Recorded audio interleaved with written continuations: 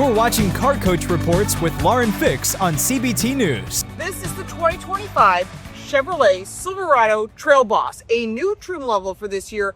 Plus, you got 4 engine choices, lots of different features you can choose depending on the trim level, what you're using this truck for. We're going to take a look at this truck both inside and out, take it for a test drive, and in the end, we'll give you our pros and cons, the competitors, and the price, so stay with us. We'll be test driving the Trail Boss Diesel, which is a 3-liter diesel. We'll give you some more details on that in just a moment. The exterior color of our test car is Cypress Gray. There are 9 different trim levels available on the Silverado. The Work Truck, Custom, Custom Trail Boss, LT, RST, LT Trail Boss, ZR2, LTZ, and High Country. These trims are designed from a basic work truck or all the way to off-road capability, and you can also get the luxurious top-of-the-line variant if that's what you want.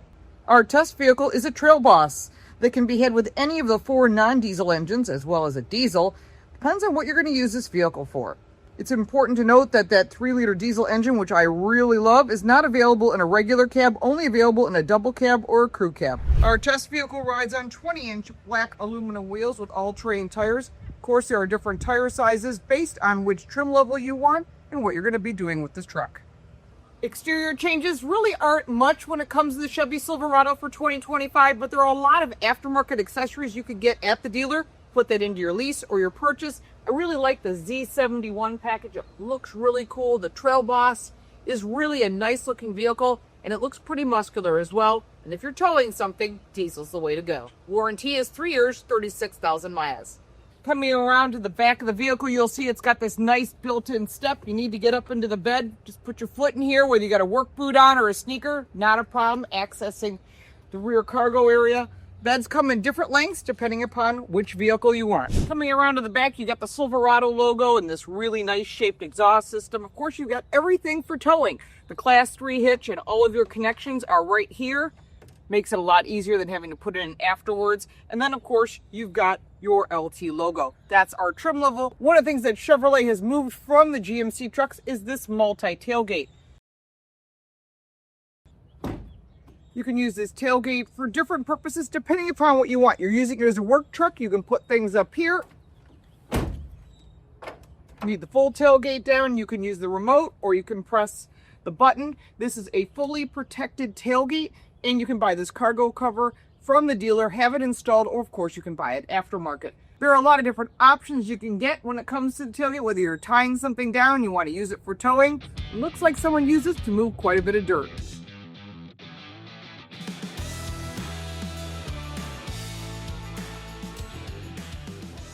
Under the hood are 4 engine choices. The 2.7-liter turbocharged engine that has 310 horsepower and 430 pound-feet of torque with active fuel management backed by an 8-speed automatic transmission gets 19 miles to the gallon combined. Our test vehicle is the 3-liter 6-cylinder turbocharged diesel with 305 horsepower but 495 pound-feet of torque, backed by a 10-speed automatic transmission, and it gets 25 miles to the gallon combined. The 5.3-liter V8 engine has 355 horsepower and 383 pound-feet of torque. It has dynamic fuel management, backed by a 10-speed automatic transmission, and gets 15 miles to the gallon combined. Or the big engine, which is a 6.2-liter V8 engine with 420 horsepower and 460 pound-feet of torque. It has dynamic fuel management, backed by a 10-speed automatic transmission, and gets 16 miles to the gallon combined. Towing capacity on our diesel engine is 12,900 pounds, depending upon whether you go 2-wheel drive or 4-wheel drive, and of course the bed length. Of the 4 engines, if you're towing, torque is the way to go, and 495 pound-feet of torque makes the diesel the best choice. I drive a lot of trucks and I own a Ford truck, but I have to say, General Motors has stepped up their games with the Chevy Silverado. I really like this Trail Boss with the Z71 package. There's just so much about this vehicle. Even though this is not the top of the line, this is a great truck. I am pretty impressed with it. There are standard safety features and a lot of new safety features as well. Super Cruise is available in the Silverado pickup truck. There is 750,000 miles of mapped out roads. And what that does is it's sort of a lane centering. It's actually a level 2 or level 3 autonomous, which means you can take your hands off the steering wheel and maybe grab a sip of soda. But keep in mind, you still have to keep your eyes on the road. It does track your eyes. That is required. And in addition to that, it does do exits for ramps. It'll do lane changes. It does a lot of great things. And I think it's one of the best systems on the market. Everybody's chasing it. But of all the different brands, the Super Cruise really is a nice system and well sorted out. Driving this vehicle around for a week, you really get an experience for what the Silverado is all about. The 13.4-inch center screen is excellent. It's smooth. It is hoodless, which I really appreciate because GM used to hood everything. But now they've really stepped up their game, made it more modern. It is a Google-based screen, so you can, if you use Google, you'll easily be able to use this. It has, of course, Apple CarPlay, Android Auto, and all of the Google apps and features that you might be used to. Of course, it has a Play Store and everything else. But if you're using this for towing, you can go into the tow mode, and it'll give you all the information you need. You can connect your phone as well. And then, of course, there's other apps you can add to this. I'm really impressed with the whole screen, how easy it is to use. The sound through the Bose audio is excellent as well. Gauges in front of you are digital. I have no problem with that. If you're owning this and you're watching this video and it's a used car and maybe this is who knows how many years down the road, digital gauges are not the best. I like an actual gauge, but again, it depends on the vehicle and how it's been maintained, and some people are great with their cars and some just not so much. But as far as the vehicle itself, it's very intuitive. I got into the car, it's like 30 degrees here in Buffalo. Turned on the heated seats for me to a 3-stage, which I would have done anyhow. Heated steering wheel turned itself on, it's right here, and then it shut itself off when it felt that it reached a temperature that I was comfortable. How does it know that? I don't know. But these are part of the new systems, the AI in cars, sort of. The drive modes and your lighting knobs are on the left side of the steering wheel, low, very easy to use. You're not going to change them that often. To the center, you've got a lot of information below the center screen beyond an actual volume knob. Thank you, because not every brand has figured that out. You have your lane centering, your park assist, your auto off, which of course I shut off because I really don't like the start-stop technology. Again, that's a personal thing. Then you can lower the tailgate, which is great. You cannot raise it. You can lower it. You get your 4-ways, traction control, hill descent, and then, of course, you can adjust your windows and so forth. Window lifts are on the door. That's all normal. Going further down, you've got your brake controller for your trailer. Your climate control all the way across is normal. USB-A and USB-C charge ports, which I really like because some manufacturers have pulled it, which makes absolutely no sense because everybody's charging on a different system. And you want to be able to have that available, but there is also wireless charging right underneath the center armrest area. 2 cup holders, nice big reel shifter.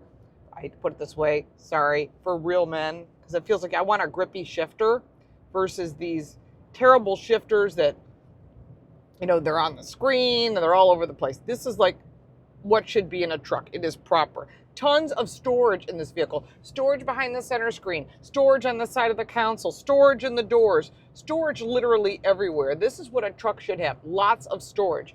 And then inside, underneath that center console, is more storage as well as more charge ports. And you can hang folders in here, you can put a laptop in here. There is a ton of room. And then behind that, like I said, in the second row, you've got the ability for cup holders.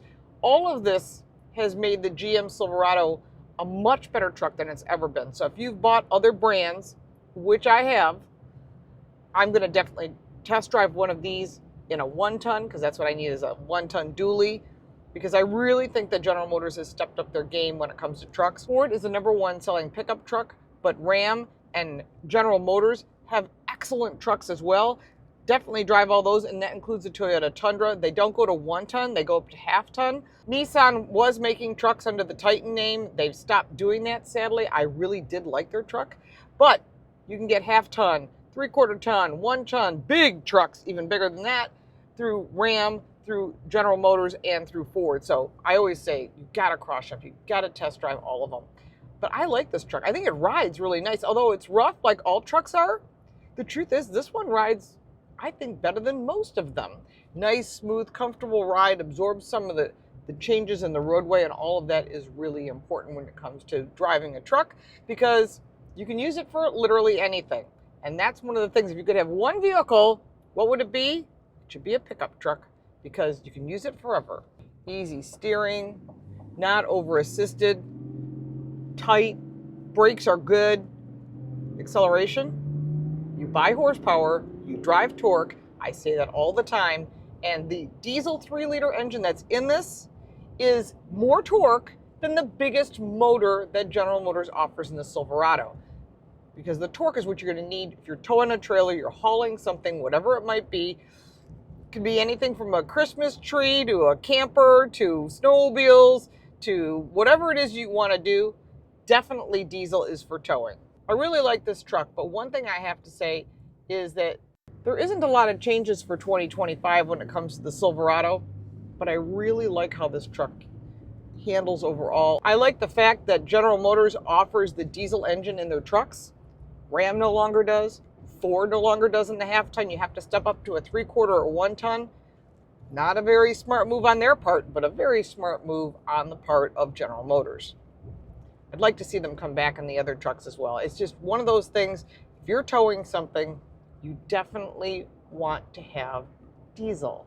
Now, if you want performance, you can step up to the big motor. You want to do off-roading, you got a wide selection. But to me, this is one of the best features when it comes to a truck that you're going to use for anything. And better fuel economy too. The front suspension is an independent coilover shock with twin tube shock absorbers. Rancho shocks on the Z71 package, 2-speed transfer case, or an AutoTrack automatic transfer case with 4-wheel drive. Depending on the model, you can get different suspension setups. The Multimatic DSSV dampers are on the ZR2, and adaptive ride control is available on the High Country. The rear suspension is a solid axle with semi-elliptical, variable rate, 2-stage multi-leaf springs, twin turbo shock absorbers, Rancho shocks on the Z71 package, and again that 2-speed transfer case. It all depends on which combination you buy, because whether you're off-roading or you're trailing, the Silverado has a lot of different choices. The Silverado seats 5 and our test vehicle has vinyl seats, but it does have power lumbar, which makes it very comfortable, leather-wrapped steering wheel, as well as heated seats, which are 2 different areas you can heat. There are 2 different 3-stage heating settings, whether you want the full seat heated or just the back. The passenger side of our test vehicle has manual seating, but you want to go to the High Country, or you want to go a higher trim level, and you're going to get those full power seating, as well as heated and ventilated is available. The second row seating, well, there is a ton of legroom here for adults, and that's important depending upon who you're transporting, but it's also good for child safety seats, outboard latch settings for both child safety seats. Someone can sit in the middle, or you've got cup holders for that long road trip and a spot for snacks or whatever it is that you want. Vents behind the center console, USB-C, USB-A, and 2 cup holders that are behind the center console, which is pretty standard on most trucks. Pockets behind both seats. Really tons of legroom. There is no sunroof on our car, which is fine. Bose audio system in the doors makes the sound really nice. One of the cool features that the Silverado has that the competitors don't have is a hidden access port. You want to put something back there of value or something you don't want stolen? No one's going to think about looking here. Love the concept. Great idea. Great place to hide things. Nice area for snacks. The things I did want to cover was the bed length. You can get them 5 foot 8 inches long, 6.5 foot long, or an 8-foot bed. Again, depends which combination works best for you. Now let's go to the pros and cons of the Chevy Silverado. Now, I am a big fan of this diesel engine. I'm glad they're still offering, because a lot of their competitors are not, which I think is a very foolish move. If you are towing a trailer or you're hauling something, you definitely want diesel, because you buy horsepower and you drive torque. That torque is what you get with a diesel engine. There's a ton of available powertrains. If you want performance, you want off-roadability, pick one of the 4. There's a lot of good choices here. When you buy the 4-door version of the crew cab, you're going to have tons of legroom, which is what you want if you're going to be having adults in the second row. Lots of bed tie-down options and lots of accessories available from the dealer. And I do like the touchscreen. It's easy to use. And if you want Super Cruise, you can get that on the higher trim levels. On the negative side, well, there really isn't that much other than like all the other trucks. The ride is a bit rough. If you're used to driving a SUV, this is going to be a rougher ride. But for me, I really like the ride. Of course, there are a lot of competitors when it comes to the half-ton truck category. You've got Ford and their F-150. You've got GMC, the sister company. You've got the Ram 1500, the Toyota Tundra, which we just drove literally this week, and of course, the Nissan Titan, if you can find one left on a lot.